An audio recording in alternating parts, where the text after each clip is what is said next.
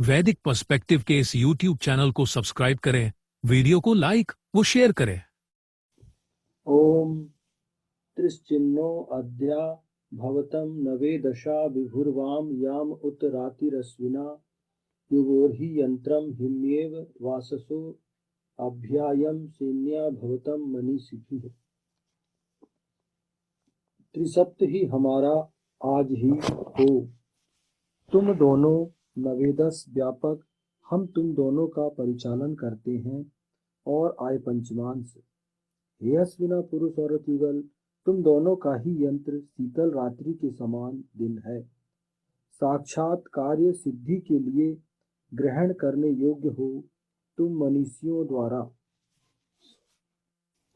यह ऋग्वेद के प्रथम मंडल का 34वां सूक्त है। यदि कोई दंपति त्रिसप्त की व्यवस्था को अपनाते हैं तो उनके जीवन के परिचालन की जिम्मेदारी व्यापक ईशान परम परमात्मा स्वयं अपने ऊपर ले लेता है। हाँ, वही चीज, अगर कोई भी दंपति मतलब पति पत्नी त्रिसप्त को की व्यवस्था को अपनाते हैं तो उनके जीवन को चलाने की जो जिम्मेदारी है वो परम पिता परमेश्वर ईशान अपने ऊपर ले लेता है, स्वयं पर अपने ऊपर लेता है। दाम्पत्य जीवन सुखपूर्ण व्यतीत करने के लिए आवश्यक धनराशि की व्यवस्था हेतु त्रिसप्त में से द्वितीय आचरण स्तंभ आय पंचमांश को पुनः हाईलाइट किया गया है।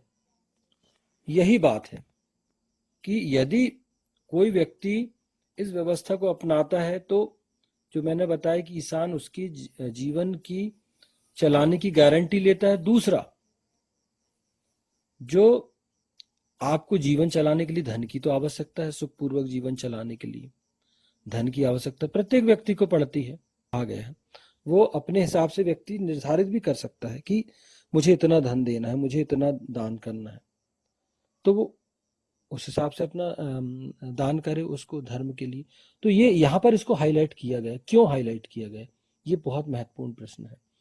क्यों? क्योंकि यदि आप धन का एक निश्चित हिस्सा ईशान के कार्यों में, धर्म के कार्यों में व्यतीत करेंगे, दान के रूप में करेंगे, समाज की सेवा के लिए करेंगे, तो आपके अंदर लालच जन्म नहीं लेगा, आपके अंदर लोभ का जन्म नहीं होगा, क्योंकि आपको पता है कि ये पूरा जो आपने अर्जित की है, जो धनराशि आपने प्राप्त की है या जो राशि आपने कमाई है, वो आपके दिमाग में रहेगा कि यार ये इस पर पूरा मेरा अधिकार नहीं है, इसमें इसका कुछ हिस्सा जो है वो ईशान का है, ईश्वर का है, धर्म का है, लोगों की भलाई का है।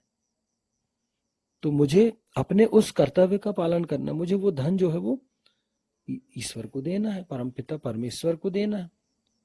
अब ये नहीं कि आप ईश्वर को ले जाके दे रहे, नहीं, तो धर्म के कार्यों में आप उसको व्यय करेंगे तो वो कहीं ना कहीं वो ईश्वर को ही जाएगा। आप जो धन दान के रूप में दे रहे हैं वो उसकी ईशान की जो उद्देश्य है धर्म आपसे दान लेने की, वो उस उद्देश्य की पूर्ति हो रही है। तो यहाँ पर इसको बहुत अधिक हाईलाइट किया गया। क्यों?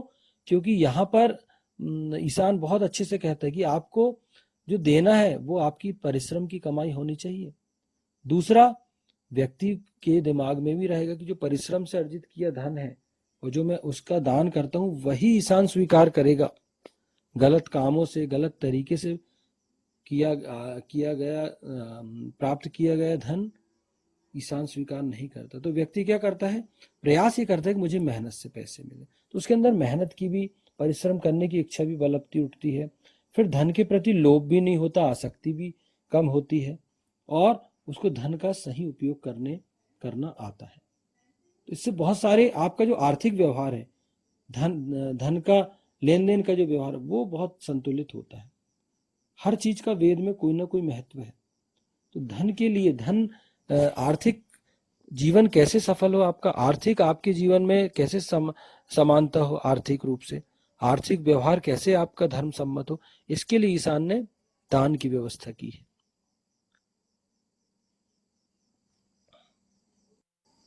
अब यहाँ पर यह है कि कोई भी दाम्पत्य युगल यदि अपनी आर्थिक जरूरतों के प्रति निश्चिंत है तो वह शेष विषयों को मैनेज कर सकता है, बिल्कुल कर सकता है। यदि वह अपनी आर्थिक जरूरतों के प्रति निश्चिंत है तो वह शेष विषयों को भी डेफिनेटली मैनेज कर सकता है, क्योंकि उसको आर्थिक व्यवहार कैसे करना ये उसकी समझ में आ गया। इस पारिवारिक आर्थिक प्रबंध को सुचारू रूप से चलाते हुए परिवार के लिए कितनी राशि की आवश्यकता है, उतनी आय प्राप्त करने के प्रयास हमको करना चाहिए। मतलब आपको कितनी राशि की आवश्यकता है, आपको जीवन जीने के लिए कितनी राशि की आवश्यकता है, आपको एक अपना बजट तो तैयार करना पड़ेगा। और फिर आप देखिए कि आप उतनी आय प्राप्त कर रहे हैं कि नहीं। और ईशान कहता है कि उतनी आय प्राप्त करने के लिए आपको प्रयास करना चाहिए। हाँ, यहाँ फिर आपको कर्म के लिए प्रेरित कर रहा है परमपिता परमेश्वर आपको, कि भैया आपको इतनी आय होना चाहिए। आपके जीवन में जब इतनी आय प्राप्त होगी तभी आप अच्छे से जी सकते हैं, आप इन सारी चीजों का ध्यान रख सकते हैं। तो यहाँ ईशान ये व्यक्ति को इसके लिए तैयार करता है। तो एक बहुत ही वैज्ञानिक व्यवस्था है ये आर्थिक व्यवस्था, त्रिसप्त के अंतर्गत जो आ रही है। हे अश्विना पुरुष औरत युगल, तुम दोनों का ही यंत्र शीतल रात्रि के समान दिन है।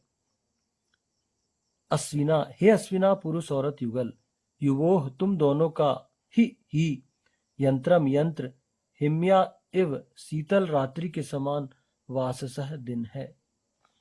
अब यहां देखते हैं, अश्विना पुरुष औरत युगल ऐसा युगल है जिसमें पुरुष अनिवार्यतः अपनी इंद्रियों को वश में करने वाला और सत्कर्मी हो।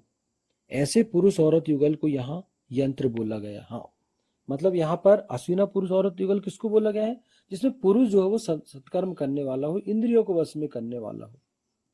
और उसकी पत्नी, वो पत्नी के ऊपर ये पत्नी के लिए ये ऐसी कोई शर्त नहीं है, लेकिन पुरुष के लिए है कि वो सत्कर्मी तो हो। तो ऐसे युगल को, ऐसे जो कपल है, ऐसा दंपति है, उसको यहाँ पर अश्विना बोला गया है।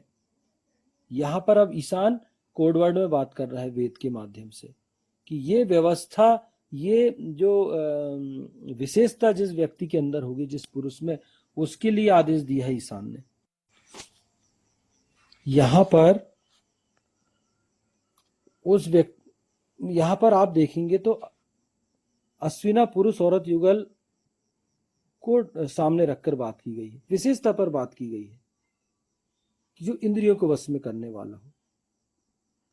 और यहाँ पर ऐसे कपल को, ऐसे युगल को यंत्र बोला गया। मतलब वो ईशान कहता है कि तुम यंत्र हो, आप दोनों जो हो वो यंत्र हो। सबसे बड़ी चीज तो आप सृष्टि का निर्माण करने वाले हो, पति पत्नी हो, जो आप दाम्पत्य कर्म करते हो, आप जो दाम्पत्य जीवन जीते हो एक दूसरे के साथ, उससे सृष्टि का निर्माण होता है, क्योंकि आप एक नई सृष्टि का संतान उत्पन्न कर सकते हो आप। तो यहाँ यंत्र बोला गया कि आप दोनों के शरीर के माध्यम से बहुत बड़े बड़े कार्य हो सकते हैं, सृष्टि में बहुत बड़े बड़े काम हो सकते हैं, बड़ी बड़ी सफलताएं मिल सकती हैं, बड़े बड़े परिवर्तन हो सकते हैं। तो वेद के अनुसार वास्तव में मानव शरीर ही सबसे बड़ा यंत्र है। हमें इसका प्रयोग बहुत सोच समझकर करने की आवश्यकता है। हाँ, वेद ये कहता है कि जो मानव शरीर है वो उसको यंत्र की संज्ञा दी है, बहुत बड़ा यंत्र, क्योंकि बहुत सारे काम तो मानव ही करता है ना, मानव मस्तिष्क ही बहुत सारे काम करता है। और इसका प्रयोग सोच समझ के करने के लिए कहा गया, ये इसका प्रयोग बहुत सोच समझ कर करना है। तो क्योंकि ईशान आपको यंत्र कह रहा है, आपको एक बहुत बड़ी जवाबदारी दिया है ईशान ने। पति पत्नी के संबंध में दोनों के शरीर एक दूसरे से जुड़कर नई सृष्टि करते हैं। हाँ, पति पत्नी के संबंध में अगर युगल की बात यहाँ पर हो रही है, तो दोनों के जो शरीर है वो जुड़ते हैं। जब पति पत्नी मिलते हैं, लड़का लड़की विवाह होता है, तो पति पत्नी कहलाते हैं। और जब वो दोनों जुड़ते हैं तो एक नई सृष्टि करते हैं। वही मैंने जो अभी बताया था, सृष्टि कैसे, उनके जो संबंध स्थापित होते हैं आपस में, उससे संतानों का जन्म होता है, नई नई संतानें उससे जन्म लेती हैं। तो हो गया ना यंत्र, शरीर यंत्र ही हुआ उनका, कि वो उस यंत्र के माध्यम से नूतन सृष्टि संरचन कर रहे हैं, नई सृष्टि का सृजन करते हैं, कि वो अपने बाद एक पीढ़ी को तैयार कर देते हैं कि भैया जाओ अब आपको भी इस सृष्टि में रचनात्मक कार्य करना है, इस सृष्टि को देना ही है, इस सृष्टि का दोहन भी करो। ईशान ने आपके लिए रखी है सृष्टि, उसका दोहन भी करना है, लेकिन सृष्टि को कुछ देना भी है बदले में। हम दोहन तो करना जानते लेकिन देते कुछ नहीं।